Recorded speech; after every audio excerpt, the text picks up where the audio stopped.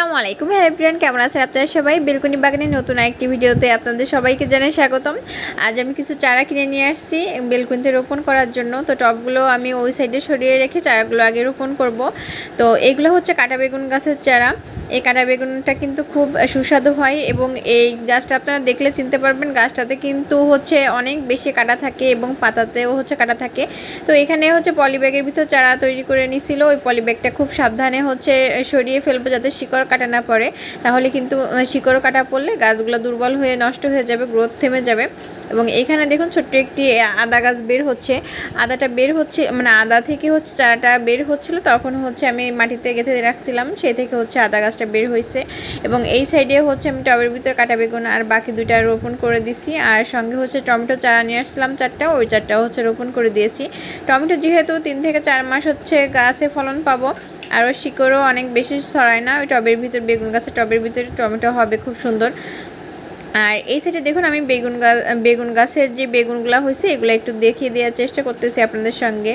তো দেখুন প্রত্যেকটা গাছে কিন্তু একটা দুইটা করে বেগুন ধরে আছে, প্রত্যেকটা গাছে হচ্ছে বেগুন ধরে আছে এবং ফুল তো ফুটতেছেই, ফুল এবং গাছ ভর্তি কিন্তু করি আছে। এর মেইন খাবার হচ্ছে আমি জৈব পদ্ধতিতে কলার খোসা এবং পেঁয়াজের খোসা এটা ভিজিয়ে রেখে গাছে বর্তমানে পানি দিচ্ছি। এতে কিন্তু প্রচুর পরিমাণে পটাশিয়াম আছে এবং পটাশিয়াম কিন্তু গাছে ফুল ফল আনতে সাহায্য করে এবং ফুল ধরে রাখতে সাহায্য করে।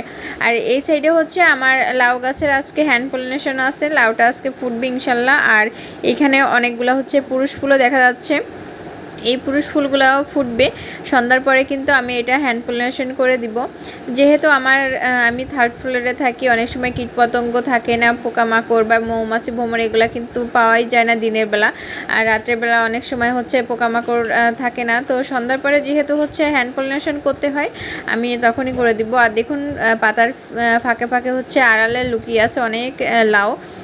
এই যে দেখুন আমি রাত্রে ফুলটা খুব সুন্দর করে ফুটে গেছে, লাউ গাছের ফুলটা দেখতে খুব সুন্দর দেখা যাচ্ছে সাদা। আর এই যে অনেকগুলো পুরুষ ফুলও ফুটছে, তো আমি এখান থেকে একটা ফুল ছিঁড়ে নিচ্ছি।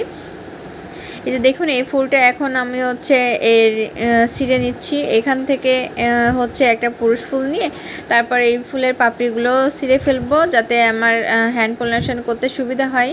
পাপড়ির জন্য কিন্তু অনেক সময় সমস্যা হয়, তো আপনারা ফুলের পাপড়িগুলো এইভাবে সরিয়ে ফেলবেন, ছিঁড়ে ফেলে তারপর হচ্ছে দেখুন এইভাবে হচ্ছে স্ত্রী গর্ভাশয়ে হচ্ছে এই পুং রেণুটা হচ্ছে একটু মাখিয়ে দেওয়ার চেষ্টা করবেন, তাহলে কিন্তু পলিনেশন খুব সুন্দরভাবে হয়ে যাবে।